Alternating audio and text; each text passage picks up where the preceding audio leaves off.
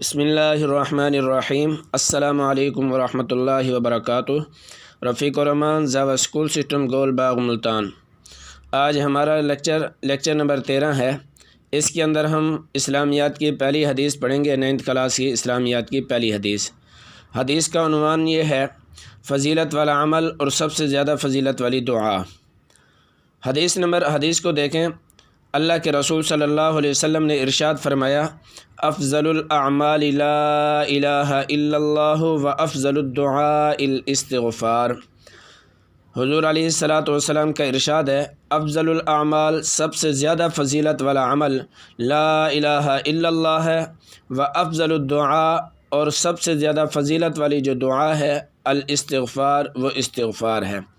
حدیث کا لفظی معنی دیکھیں، افضل سب سے زیادہ فضیلت والا، افضل سب سے زیادہ فضیلت والا اعمال عمل لا الہ الا اللہ۔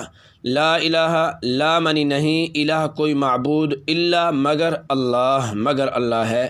لا الہ الا اللہ نہیں ہے کوئی معبود مگر اللہ، نہیں ہے کوئی عبادت کے لائق مگر اللہ۔